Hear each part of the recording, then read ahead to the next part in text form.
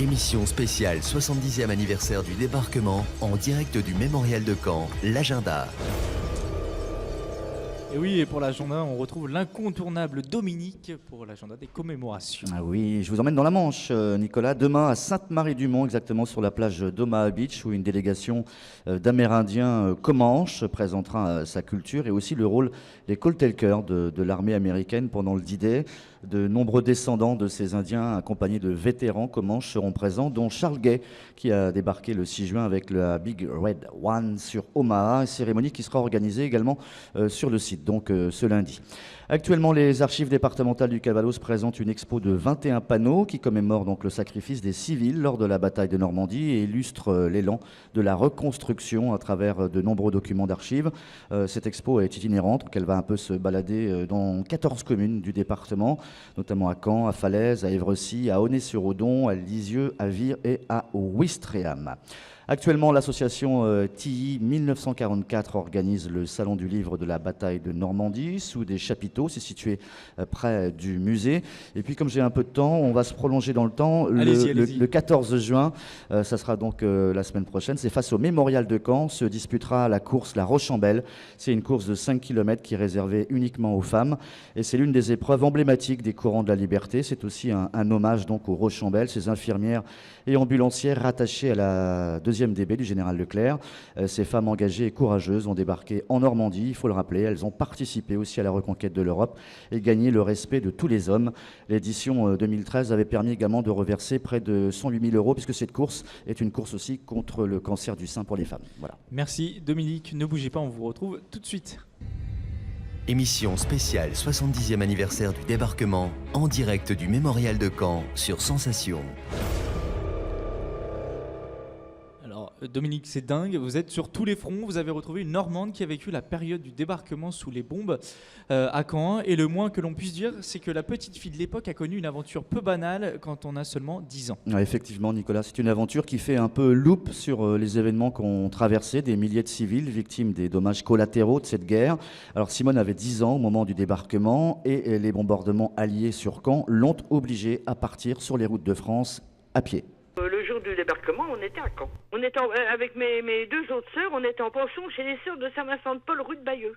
Il y avait 65 filles et 40 garçons, 105 gamins. C'était toutes les nuits, c'était sans arrêt. On est arrivés, nous, en pension le 1er octobre 1941. On a subi toute la guerre à Caen. Parce qu'il faut savoir qu'à 200 mètres à la ronde, on avait une caserne qui était bourrée d'Allemands. Donc évidemment, elle était visée, cette caserne. L'entrée principale était rue Caponnière et elle donnait jusqu'en haut de la rue Neuve-Bourg-l'Abbé. La dernière année, c'est-à-dire en 1944 avant le débarquement, on allait à l'école 1 heure par jour et 10 par 10. Si l'école qui touchait la caserne était bombardée, on y passe pas tous en même temps. Oh, c'était charmant, hein. Toute la guerre, il y a eu des bombardements à Caen. Toute la guerre. La nuit, les sœurs, ils nous faisaient lever et on descendait à la cave. Au lieu de se lever à 7 heures, les sœurs nous ont fait lever à 6 heures. Et ils nous ont mis dans le jardin, parce qu'il y avait une grande grotte avec une copie de Notre-Dame de Lourdes. La grotte était assez profonde, ils nous ont parqués là-dedans. Et puis au bout d'un moment, c'était plus tenable. D'abord, il y a des avions qui sont passés et qui ont jeté des petits bouts de papier. Et c'était des tracts par lesquels on avait 1 heure pour partir. Mais partir où ? Et Dominique, je suppose que l'Odyssée de Simone est loin d'être terminée. Oui, comme elle vient de le dire, partir où ? Donc la petite Simone va en effet continuer son exode avec ses camarades de Saint-Vincent-de-Paul à Caen, et ce, jusqu'aux portes d'Angers. On est parti le lendemain matin, à Metz-sur-Orne, dans les mines. Et on a passé l'Orne en barque parce qu'il n'y avait plus de pont. Attendez, on était à 900 mètres de l'entrée de la mine. Et on avait 40 mètres de terre au-dessus de nous. Parce que ça nous a bien protégés. Hein. Le 14 juillet, c'est les Allemands qui sont venus nous foutre dehors. Parce que Caen était pris. Il fallait qu'ils se mettent à l'abri. Parce qu'on est parti après, à pied dans le Maine-et-Loire. On faisait 20 km par jour et il y avait un prêtre et un civil.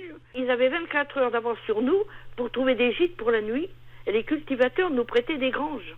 Et on est arrivé dans le Maine-et-Loire, il y avait Chavanaiseau et il y avait Toircet. On était là-bas. On est rentré à Caen le 1er octobre 1945. On est resté 14 mois là-bas.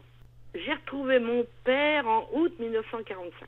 Et je peux vous dire que quand on est rentré à Caen, le 1er octobre 1945, l'église Saint-Étienne a sonné les cloches parce qu'on était le seul pensionnat qui rentrait entier. 105 gamins partis et 105 gamins en vie. Je ne sais pas comment se fait-il que nos dirigeants de l'époque n'aient rien vu venir. Mais je dis franchement, mais on était gouverné vraiment par des bons à rien. Merci Dominique, cette édition spéciale débarquement continue, on revient dans un instant. À tout